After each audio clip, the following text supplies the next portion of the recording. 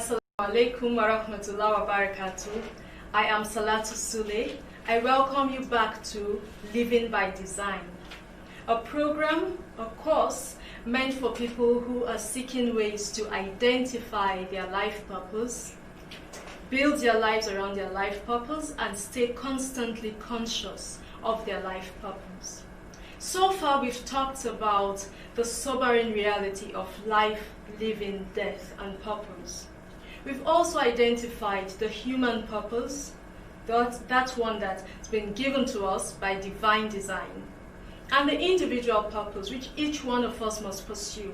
It's an expression of how we fulfill the human purpose. So far, we've touched on some of those seeds that we said are planted in us by our Creator that help us express that human purpose. We've also looked at the fact that this seed is in there and we are the ones to bring it out. And how do we identify these seeds? We've looked at one way of identifying the seed, that thing that you are drawn to, your passion. Another way of identifying the seed is not from looking inwards, but from looking outwards at people's comments. Have you ever made or done something that made someone look at you and say, really, you did that? Or challenge you or show disbelief that you could do such a thing? I remember having this experience when I was in secondary school. I was in SS1 at the time, just about 15 years old. We had been given an assignment by our English, or was it our literature teacher? It was our English teacher. The assignment required us to write a story. So I sat down, flipped to the back of my exercise book, and I started to draft a story. I wrote it, I rewrote it, until I was satisfied with it.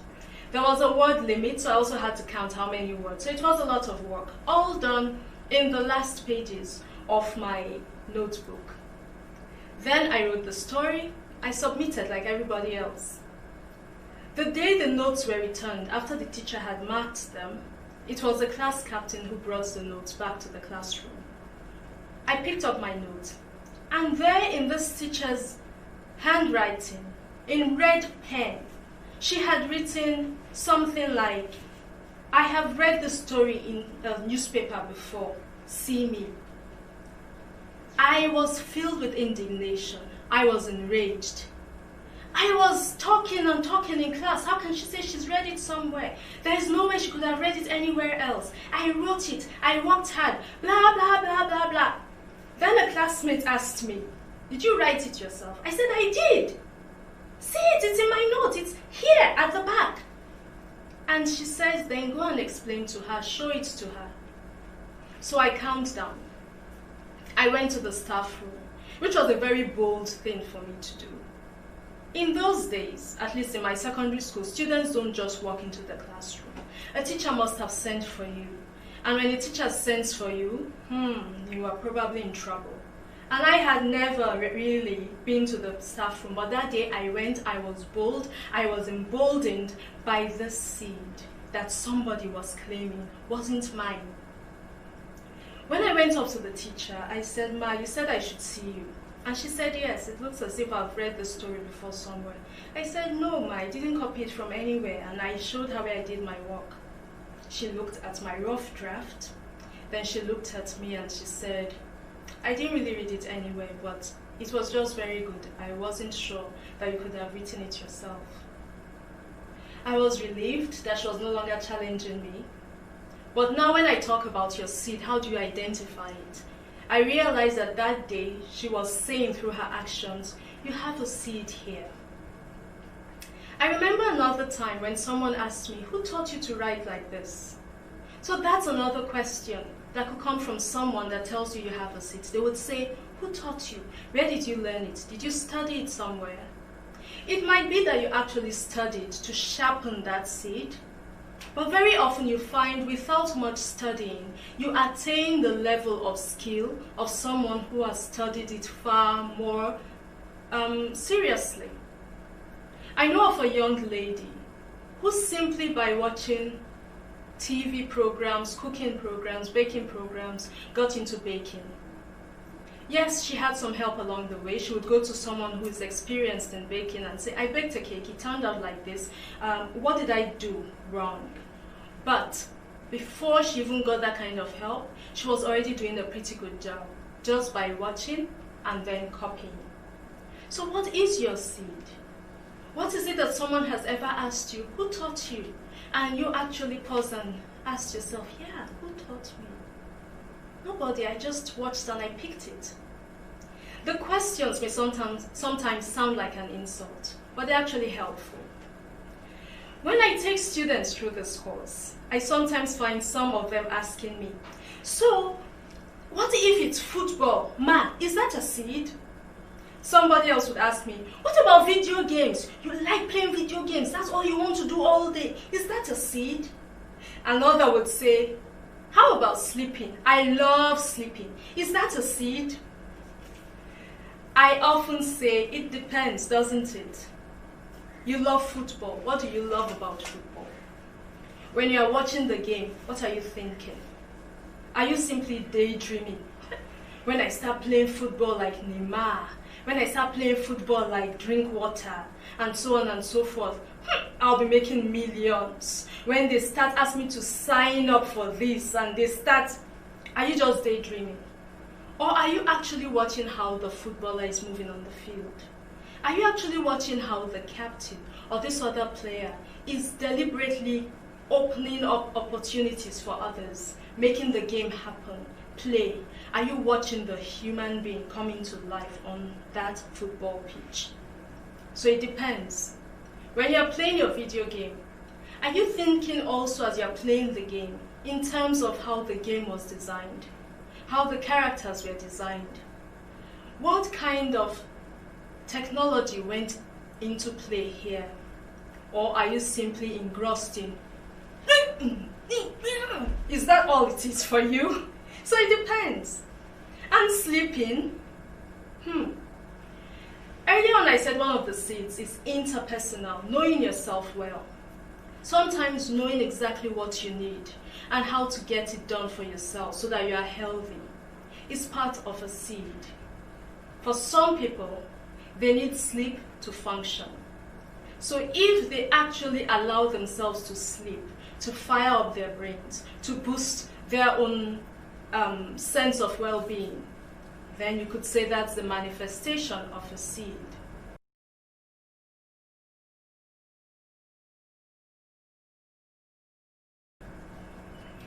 I said that when it comes to Allah empowering us, Allah helping us, giving us what we need to carry the weight of that human purpose, He's never unjust to the least degree.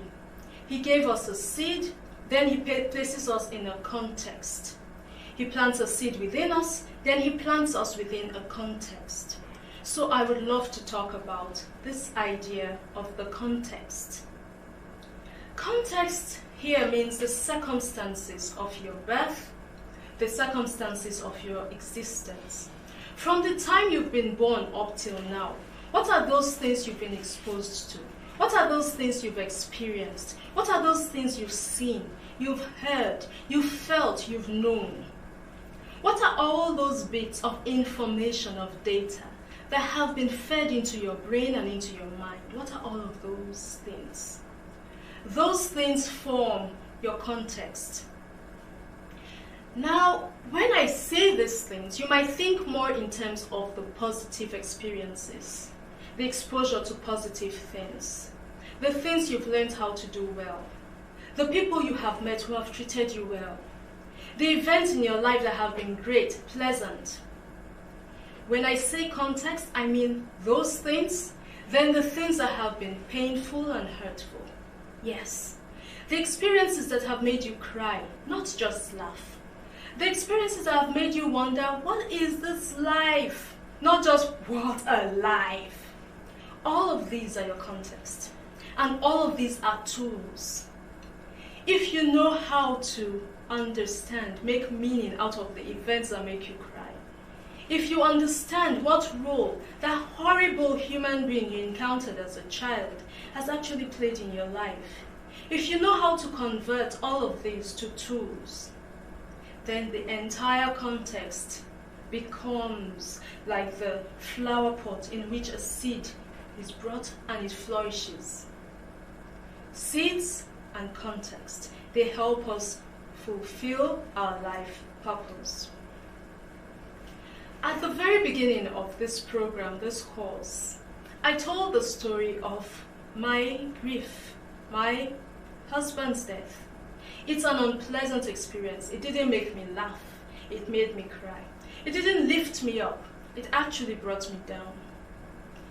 But in learning how to come back up, I have walked on a path that many before me have walked on.